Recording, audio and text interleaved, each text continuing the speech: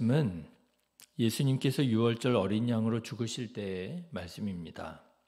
예수님께서 유월절 어린 양으로 죽으시게 될 것을 정확하게 말씀하시지요. 1절과 2절의 말씀을 보십시오. 예수께서 이 말씀을 다 마치시고 제자들에게 이르시되 너희가 아는 바와 같이 이틀이 지나면 유월절이라 인자가 십자가에 못 박히기 위하여 팔리리라 하시더라. 예수님께서는 그냥 아무 때나 십자가에 달려 죽으신 것이 아니라 유월절에 십자가에 달려 죽으셨고요. 십자가에 달려 죽으신 것이 그냥 어떤 희생, 그냥 헌신이 아니라 유월절 어린 양이라고 하는 신학적이고요. 하나님의 크신 뜻과 섭리 안에서 돌아가신 것입니다. 자, 그런데 여러분, 저는 사실 오늘 우리를 향하신 하나님의 마음이 바로 이 유월절에 있지 않나 하는 생각을 해봅니다. 왜냐하면요, 우리가 모든 말씀을 하나님의 말씀으로 받는 것이지요만은 특별히 요즘 유월절에는 더욱 특별한 하나님의 마음이 있지 않나 하는 생각이 들어요. 제가 지금 마태복음 말씀을 전한 지가 94일째 되었습니다. 새벽 예배에 마태복음으로 본문을 삼아서 말씀을 전한 지가 94일이에요. 94일 만에 유월절 어린 양으로 죽으신 예수님에 대한 말씀을 전하게 된 거거든요. 그런데 요즘에 제가 수요일 예배 본문으로 딱 유월절 사건에 대한 말씀을 전하고 있습니다. 지난 수요일이었죠. 유월절에 대한 말씀을 전했어요. 그런데 이 수요일 예배 본문이 어떻게 온 것이냐 하면 2023년 9월 20일 수요일이었습니다. 지금으로부터 2년이 조금 더 넘은 거죠. 그때부터 제가 아브라함으로 시작해서 이삭, 야곱, 요셉, 그리고 요즘에 모세로 이어지는 거의 2년 동안의 연속 설교 중이었어요. 제가 임의로 본문을 정하지 않고 순서대로 말씀을 전하고 있어서 그랬습니다. 그런데 2년 동안의 이 수요 예배 본문에 유월절이 나오고요. 94일 만에 새벽 예배 본문으로 유월절이 나오고 이게 이렇게 유월절로 이렇게 모아지더라고 하는 것이죠. 우연이라고 하면 물론 아무런 의미 없는 우연일 수도 있겠지만 저는 이 세상에 우연이 없고 모든 것이 다 하나님의 섭리 가운데 있다고 믿기 때문에 여기에 하나님의 섭리와 뜻과 메시지가 있지 않은가 유월절에 대해서 더 묵상하게 되더라고요. 여러분, 유월절 어린 양으로 이 세상에 오셔서 우리의 모든 죄를 대신 지시고 십자가에 달려 죽으신 예수 그리스도의 그 사랑과 구원의 은혜를 더욱 깊이 묵상하고 감사하는 이 시간들이 되시기를 주님의 이름으로 축원합니다. 그래서 다시 본문 말씀으로 돌아가서 말씀을 드리자면 아니나 다를까 자기들의 권위에 예수님이 도전했다고 생각하고 불쾌하게 여겼던 대제사장들과 장로들이 대제사장 가야바의 관정에 모여서 예수님을 죽일 계획을 세우게 되더라 하는 것이에요. 그리고 그 계획의 결과는 뭐냐? 5절입니다. 5절 말씀 같이 한번 보실까요? 말하기를 밀란이 날까 하노니 명절에는 하지 말자 하더라. 예수님께서는 예수님이 어떻게 이 세상에서 고난을 당하고 죽임을 당하게 될는지 알고 계셨고요. 그리고 그 죽음이 유월절 어린 양의 죽음이 되어야 할 것을 미리 준비하고 계셨더라면 당시의 대제사장들과 장로들은 자기들의 이익을 위해서 예수님을 어떻게 죽일까 고민하고 있었더라고 하는 것이죠. 한마디로 말하자면 정치적인 결정이라. 여러분 잘 아시겠지만 원래 정치라고 하는 것은 좋은 겁니다. 백성을 이롭게 하기 위하여 정치하는 거예요. 정자가 바를 정자잖아요. 바르게 다스리는 게 정치예요. 정치는 나쁜 것이 아닙니다. 그런데요, 실제로 정치가 그렇게 좋은 의미로 쓰여지고 있는지는 잘 모르겠어요. 오히려 요즘에는 정치가 아주 부정적인 의미가 있죠. 여러분 그런 말 들어보셨어요? 정치를 하려면 먼저 뭐부터 팔아야 된다고요? 자기 영혼부터 팔아야 된대요. 정치하고 싶은 사람은요, 자기 영혼부터 팔 생각하지 않으면 정치 못한다고. 여러분 그게 정치라고 하니 이게 얼마나 부정적인 의미입니까? 왜 그렇습니까? 정치가요, 백성을 이롭게 하기 위한 정치가 아니라 자기 이익을 위한 정치가 되기 때문에 그런 말들이 나오는 것이지요. 자, 오늘 하나님의 말씀도 보십시오. 하나님을 가장 가까이에서 섬기는 대제사장입니다. 백성들을 대표하는 장로들입니다. 누구를 위한 섬김이 되어야 되겠고, 누구를 위한 직분이 되어야 되겠어요? 하나님을 위한 직분이 되어야 되겠고, 백성을 위한 섬김이 되어야 되지 않겠습니까? 정말 본래적인 의미에서의 정치를 해야 되지요. 하나님의 통치가 이루어질 수 있도록. 그런데 이들이요, 어떻게 결정을 하느냐? 밀란이 일어날까 하니 백성들을 섬기는 게 아니고요, 자기 이익을 위하여 정치를 하고 있더라고 하는 것이죠. 자기 영혼, 더 나아가서는 자기의 신앙을 팔지 않고서는 정치를 할 수 없는 지경에 이르게 된 것이지요. 여러분 우리도 조심해야 됩니다. 자기 신앙을 팔고 자기 영혼을 팔고 정치하고 있는 것은 아니냐. 아유, 제가 무슨 정치입니까? 그거야 저기 서울에 있는 사람들이나 하는 거지. 아니에요. 여러분 사람의 모든 활동이 정치라고 할 수 있습니다. 그래서 여러분 이게 까딱 잘못하면 우리도 본래적인 의미에서의 정치가 아니라 부정적인 의미에서의 정치를 하고 있을 수도 있어요. 여러분 자기 영혼을 팔고 정치하고 있는 것은 아닌지, 내가 내 자존심을 위해서라면, 내 이익을 위해서라면 하나님의 이름도 망령되게 일컫고 교회의 성들과의 관계도 이용하고, 그게 정치지요. 여러분 자기 신앙 팔지 말고요, 자기 영혼 팔지 말고요, 정치하지도 마시고요, 부정적인 의미에서의 정치하지도 마시고요, 정치에 이용도 당하지 마시고요, 오직 하나님만을 바라보며 함께 신앙생활에서 나아가는 우리 성도님들 되시기를 주님의 이름으로 축원합니다. 자, 그런데 이렇게 예수님께서 유월절 어린 양으로 십자가에 달려 죽으실 것을 준비하는 가운데 두 사람을 보게 됩니다. 한 사람은 베다니의 마리아고 다른 한 사람은 예수님을 3년 동안 쫓아다녔던 가롯 유다입니다. 자, 여러분 오늘 말씀을 보면은요, 이 두 사람이 제각기 예수님의 죽으심을 준비하고 있었더라는 거예요. 어떻게 해요? 베다니의 마리아는요, 예수님께서 베다니 나병 환자 시몬의 집에 계실 때 아시죠? 아주 지극히 귀한 향유 옥합을 하나 가지고 와서 식사하시는 예수님의 머리에다가 부어드리는 일을 하게 됩니다. 사람들이 깜짝 놀라지요. 당황하지요. 제자들은 화를 냈습니다. 아니 지금이 무슨 때냐고, 여기가 무슨 자리냐고, 지금 예수님 식사하시는 중에 머리에다 향유를 부으면 어떻게 하냐고. 그렇죠.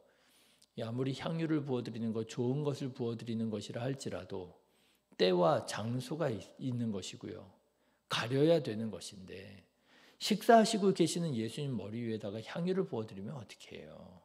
잘못했지요. 그러면서 또 제자들이 또 꾸지람을 합니다. 야, 그 비싼 걸, 그 귀한 거를 왜 이렇게 허비하느냐고. 그러면서 그거 300데나리온에 팔아. 본문에는 300이라고 하는 단어가 나오지 않지만 마가복음에 보니까 300데나리온 정도 되나 봐요. 300데나리온이면 여러분 1년 연봉입니다. 300데나리온에 팔아서 가난한 사람들에게 주었더라면 얼마나 좋았겠느냐고, 그러면서 이 베다니 여인을 그렇게 무안을 주고 꾸지람을 하더라는 거예요. 그런데 예수님께서는 무슨 뜻인지 제자들을 만류하십니다. 가만두라고. 저가 나에게 좋은 일을 했다고, 나의 장례를, 나의 죽음을 준비하였다고, 그러면서 복음이 전해지는 곳에는 이 여인이 한 일도 전해지게 될 것이라, 그렇게 예수님께서 말씀을 하시죠. 여러분, 이게 참 어떻게 보면 이해가 잘 안 가요. 그죠? 아무리 생각해도 제자들이 맞는 말 한 것 같고요. 근데 여러분, 저는 그런 생각이 들었어요. 여러분, 핀트가 조금 맞지 않지 않습니까? 여러분, 아이가 놀다가 유리컵을 깨요. 그러면 여러분, 사람들이 대번에 뭐라 그래요? 야, 다친 데 없어? 이러잖아요. 아이가 놀다가 유리컵을 깨면. 그런데 간혹 가다가 이런 사람이 있어요. 야, 유리컵을 깨면 어떡해? 그 비싼 건데. 아이가 놀다가 유리컵을 깨면 아이가 다쳤는지를 먼저 봐야 되는데 핀트가 안 맞아요. 핀트가 어디에 맞춰져 있어요? 유리컵에 맞춰져 있어요. 아이가 다쳤는지 안 다쳤는지를 확인하기보다 먼저 그 유리컵 깨뜨린 거에 대해서 짜증내고 분노하시는 경우들이 있더라는 거죠. 핀트가 안 맞아요. 그런데 여러분, 지금도 그런 거 아니겠습니까? 이 제자들이 물론 이 여인의 행동이 어찌 보면 다소 무례해 보일 수 있겠습니다만은 핀트가 어디에 맞춰져 있어야 돼요? 이 여인의 헌신에 맞춰져 있어야 되는 거 아니에요? 이가 얼마나 예수님을 사랑했더라면 저랬을까? 물론 무례해 보일 수도 있고, 물론 예수님의 식사하시는 예수님에게 방해가 될 수 있다 할지라도 그 여인의 마음을 읽어주는 데에 핀트를 맞춰줘야 됐을 텐데, 이 제자들의 핀트는 어디에 맞춰져 있었어요? 돈에 맞춰져 있었더라는 거예요. 그 비싼 거를 허비한다고 말이지요. 네, 여러분, 물론 우리도 실수가 많고 물론 우리도 잘못할 때가 있겠습니다마는 우리 주님께서는 우리들의 마음을 아시고 우리들의 마음을 읽어주시고, 그리고 주님께서 우리들을 기뻐 받아주실 것을 믿습니다. 그런데 이 여인이 이렇게 자기도 모르는 중에 예수님의 장례를 준비하고 있었더라는 거예요. 예수님께서 아니라고, 이 여인이 이렇게 하는 것은 지금 나의 장례를 준비하는 것이라고. 이 여인은 아마 그런 마음, 그런 생각이 아니었을지도 몰라요. 그런데 자기도 모르는 중에 예수님의 장례를 준비하고 있었더라. 예수님께 오히려 그 중심으로 칭찬을 받았더라라고 하는 것이지요. 자, 그런데 이런 가운데에 예수님의 제자 중에 또 한 사람이 예수님의 죽으심을 준비하고 있었더라는 거예요. 그 사람이 바로 가룟 유다입니다. 여러분, 14절부터 16절까지의 말씀을 한번 보실까요? 같이 읽겠습니다.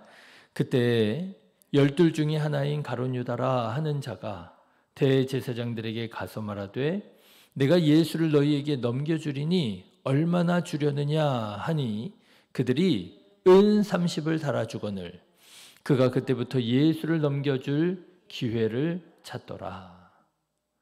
여러분, 어떻습니까? 제자가 선생님을 팔겠다는 거예요.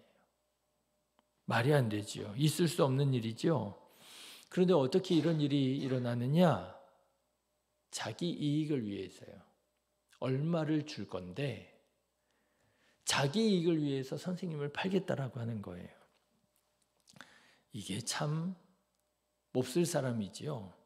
자, 그런데 오늘 본문의 말씀은 여기에 또 우리를 주목하게 만듭니다. 여러분, 이 제자가 어떤 제자냐 하면은요, 방금 전에 베다니 여인이 예수님의 머리에 향유 부어 드릴 때에 면박을 주었던 사람이에요. 그거 300데나리온에 팔아서 가난한 사람들에게 나눠줬으면 얼마나 좋았을 것을. 그러면서 이 베다니 여인에게 면박을 주었던 사람이, 근데 여러분 생각해 보세요. 그게 자기 겁니까? 자기 것도 아닌데 이 여인이 예수님을 사랑해서 이 여인이 자기에게 있는 아마 가장 귀한 것이었을 거예요. 자기에게 있는 가장 귀한 것을 깨뜨려서 예수님의 머리에 부어드렸는데 이 제자는 자기 것도 아닌 걸 가지고 허비했다고 막 그 여인을 면박을 주었잖아요. 그런데 뒤에서는 무슨 일을 하고 있었느냐? 30데나리온, 은 30데나리온 받고자 예수님을 팔아넘기고 있었더라고 하는 거예요. 사람이 그렇더라고요. 다른 사람의 헌신에는 그렇게 평가절하를 합니다. 그렇죠? 다른 사람이 헌신하고 충성하고 하는 것에는요, 괜히 트집을 잡습니다. 그러면서 자기는 어떻게 해요? 자기는 그만큼 헌신도 못하고요. 도리어 헌신하기는커녕 어떻게 해서든지 조금이라도 이익을 챙기려고 그렇게 뒤에서 노력하더라는 거죠. 네, 예수님께 인색한 사람들을 보면은요, 그렇더라고요. 예수님께 그렇게 인색한 사람들이 있어요. 자기는 드릴 줄도 모르면서 다른 사람들이 수고하고 다른 사람들이 충성하고 다른 사람들이 헌신하는 것은요, 자꾸만 문제를 삼고 평가절하를 하고 말이죠. 결국 누가 예수님의 마음을 알고 누가 예수님을 기쁘시게 했는가? 누가 정말 예수님을 위한 장례를 준비하고 있었는가 보니까요. 때와 장소를 잘 구분하지 못했지만, 그래서 사람들에게 비판을 받기도 했지만, 그러나 중심으로 마음으로 예수님을 사랑하여 자기의 것을 깨뜨려 예수님께 부어드렸던 그 여인이 정말 유월절 어린 양으로 죽으실 예수님의 장례를 제대로 준비하고 있었더라고 하는 거예요. 심지어는요, 자기도 모르는 사이에 나는 그저 예수님 사랑해서, 나는 그저 예수님께 뭐 드릴 것이 없나 해서 그래서 예수님께 향유옥합 깨어드렸을 뿐인데, 그것이 예수님의 그 깊으신 하나님의 그 크신 뜻과 섭리에 딱 부합되는 예수님의 장례를 준비하게 되는 것이었더라고 하는 거지요. 사랑하는 성도 여러분, 무엇보다도 순수한 마음을 지키시기를 주님의 이름으로 축원합니다. 뭐 아무리 앞에서는 듣기에 그럴듯하게 떠드는 그런 얘기들이 뭐 많다 할지라도 그런 게 중요한 게 아니더라고요. 우리가 중심으로 정말 예수님을 사랑하고, 그래서 무엇이라도 어떻게 해서라도 주님을 위해서 하나님의 영광을 위하여 살고자 할 때에 그때 하나님께서 기뻐하시는 일들을 하게 되는 것이지요. 앞에서는 신학을 얘기하고 정치를 논하고 이래야 되지 않겠느냐 저래야 되지 않겠느냐 아무리 구호를 외쳐도요, 그 순수한 마음을 잃어버릴, 오히려 하나님의 영광을 가리우게 되고요. 자기도 모르는 사이에 자기의 이익을 구하는 정말 몹쓸 사람이 되어져 버리더라고요. 우리 성도님들은 물론 하나님께서 주신 귀한 달란트 가지고 충성하고 헌신하고 해야 되겠지만, 설령 세련되지 못했다 할지라도, 설령 언변이 화려하지 않다 할지라도, 설령 부족함이 있다 할지라도 예수님을 사랑하는 그 진정한 마음, 순수한 마음만은 반드시 지키셔서 끝까지 주님께 칭찬받고 인정받는 예수 그리스도의 제자로 살아가게 되시기를 주님의 이름으로 축원합니다. 기도하겠습니다.